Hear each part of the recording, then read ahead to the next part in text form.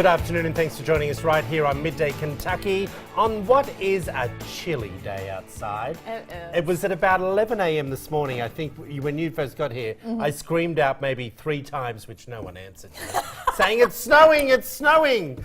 And I think our producer said, "Are you going to go out and roll in the snow?" No, I said that. Oh, you said that. And I'm like, well, there's not enough snow on the ground to roll in. Not like the panda that we saw yesterday. Oh, yeah, that was adorable. And I think there was more snow on Saturday than there is today. Yeah, and I'm sure I don't know whether JC told us earlier if there's more snow out of Lexington, because I only just watch what goes on in Hamburg. Outside the window. Outside the window. Yeah, I'm Hamburg. not sure. Yeah, I can't remember if she told us. Hey girls, how are we? Doing great. I meant to ask you yesterday, I feel bad about it. Doug's arrived home. We all saw that on Sunday. Yep. So everyone's settled in and everything's nice. Yes, everything is wonderful. Good. He's changing light bulbs as we speak, so I'm very excited about that. Well, Doug, stop watching TV and continue vacuuming the floor. Okay? So, yeah, everything's good at Yes, home? it's You're wonderful. happy? It's great. I'm just glad to have him home safe Good. and sound. All right. Well, let's kick off the show. We've got a bit to go through today. And this is, I thought, interesting considering Christmas is usually a time of joy, but for some, the joy might not come so easily. Now, the question is, would you pay to avoid certain things? All right, like visiting the in-laws or talking about politics.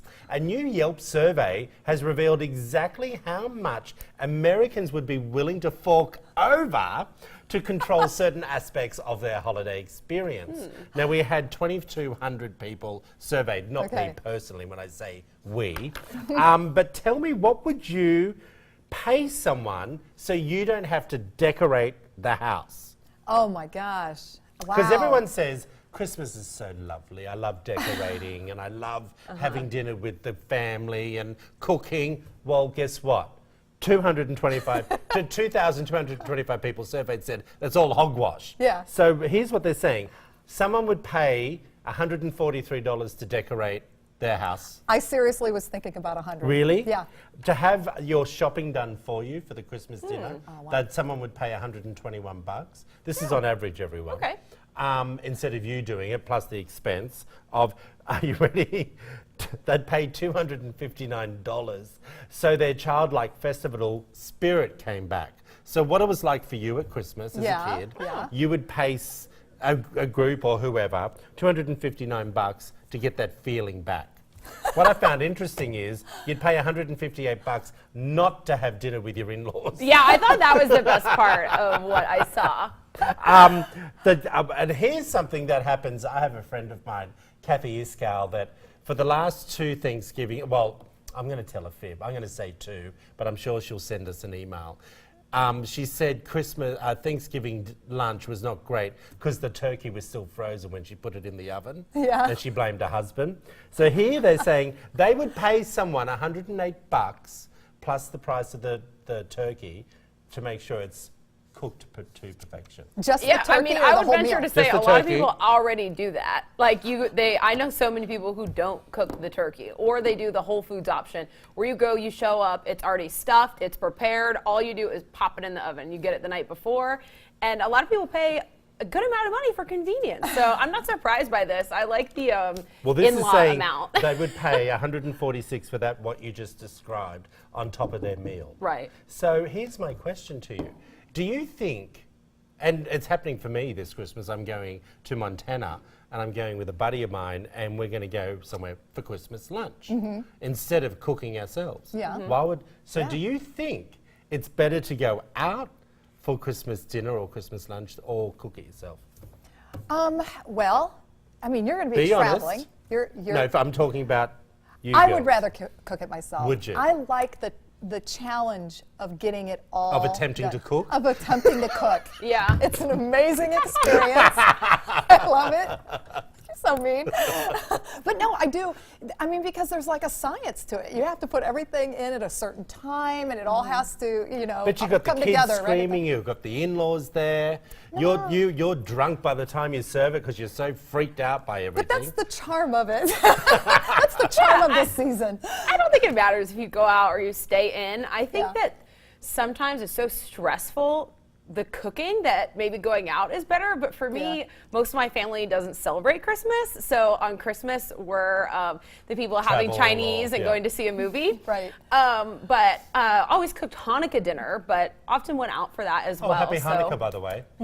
starts at sunset. Yeah, I forgot about that. Sorry. But it's true, a Jewish Christmas is going to Chinese. Yeah, and that's a lot of fun. and I think movies, yeah. whatever gives you those really good memories, then that's what you should do. If cooking is fun, do it. If it's not, shell out the money. But leave a big tip if you go out on Christmas. I agree. say. I always say, I used to go somewhere every Christmas to this group of this family's home, and there was like 18 of them.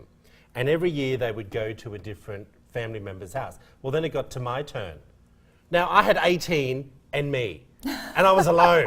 So I'm cooking for 18. So I immediately called a caterer. Right. I got them to deliver everything. I hired a waiter, changed all the lounge room around, had all dining rooms put together. And they literally thought I cooked the whole damn thing. I didn't. Not one thing. And did you tell them that you did? Of course I did. Yeah. Of course I did. But I just think of times that you've been to other people's houses, or I have memories as a child that certain family members of mine were so stressed, so upset over the cooking that they were not pleasant to be around after cooking all day. Do you blame them? But I wish that they just wouldn't have, you know, you didn't have to do that. Sometimes it could take the burden off if you don't feel like you, I love seeing the quotes that say you're not obligated to do any traditions that give you stress, that, you know, make you broke over the holidays. So I think it's a good time to reflect on what it is that makes you happy. Maybe it's making just a couple dishes that you really love and buying the others. You don't have to make everything or nothing. You know, like there's a middle ground, I think. Like catering some, making your favorites. I totally agree with that. You really have to know yourself and know your limits of what you're capable of doing on that day and what you're really just not going to have time to mess with. I got you. Because you want everyone to enjoy themselves. Exactly. Tell us what you think. Head over to our Midday Kentucky Facebook page and tell us whether you would actually just go out for Christmas lunch to Cracker Barrel. Do you know what I mean? Like, seriously. Or Chinese. Chinese, Chinese. Chinese is good. I love Chinese. So do I. Love Chinese. Hey, something that's been all over the internet these last few days is talking about whether kids should be getting, whether they earn their Christmas presents. Any amount of gifts. Any So I amount wanted of to bring gifts, up this blog post that I saw online. That's this woman is arguing that children should only receive one gift, whatever they want the most, and that's it. They shouldn't be showered with gifts for multiple reasons. She says that's not the point of Christmas. You're spoiling them. And That's true. I don't know. Where do you feel on amount of gifts? And do you think that it's anyone else's business, you know, what you give your children? I don't know. What do you think? I mean, bottom line, I think it's nobody's business but our own, I mean, as a family. But I do agree that we probably do go way overboard on Christmas, and the kids now expect it. Because Santa's being too busy and bringing things over. Well, so do you think they should have to earn it? That brings us to the other point. Yeah, Are kids just entitled to what Santa brings them, or do you have to earn it? I think, you know, we still say, you know, that's not the proper, you know, what you're saying to your brother right now is not proper. You know, Santa's going to be here soon, you know, things like that. So we do kind of hold that over their heads. But, I mean, bottom line is that we've already kind of established a certain amount of gifts, and they do expect about that same amount every year. I've noticed. That's what's scary, I think, because there are kids out there that might only get one present from Santa. Right. And I think children, I know when I was growing up, I'd go back to school and after the holidays, and people would always say, well, what did you get? And it was always, you know, if I came from a farm, so we got a motorbike. Right. Not that was... It seemed extravagant compared to a friend who got a tennis racket. Do you know what I mean? Right. But that was the sport they were in. The tennis racket was probably $200, I don't know. But when you say a motorbike or a push bike or one of the, it sounds extravagant, but I mightn't have got anything else, or I might have got a new bridle or a new saddle. Do you know what I mean? You know, to revert also, like even if I agree with this woman in this blog, I would be like, you know, to try to revert back to one present with my kids, I mean, they would throw down. They would be like thinking it was a joke, and then when they find out it's not a joke, they would be bawling their eyes out. I know they would. I mean, there is no way we could even backpedal. Can I tell you something? Like Well, then someone told me last night what they would like for Christmas, an adult. What? No, that's what they told me. They told me what You they said that wanted. that's a good thing to do. Yeah. Yeah, but I got a little bit shocked. Why? Because I didn't think we would be exchanging gifts. Yeah. And I was like, oh, now I've got to, like, it was a step back. It's like, do you buy everyone gifts who you work with? Yeah. I'm just setting that up right now, no. people. But then again, that's also, assuming everyone celebrates Christmas or but I think that the point of Christmas is giving without expecting receiving. So if I want to give everyone cards or everyone candy, I'm not expecting that. And I like things at work that are like baked goods or something. Like you don't spend a lot of money on it. You're right.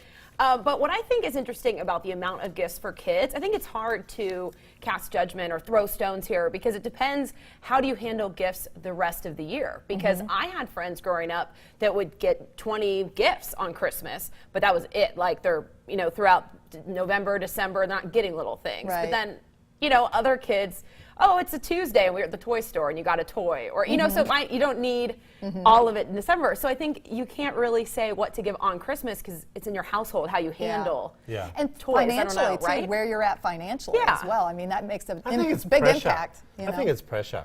Yeah. I'm not a big fan of that whole Christmas giving thing.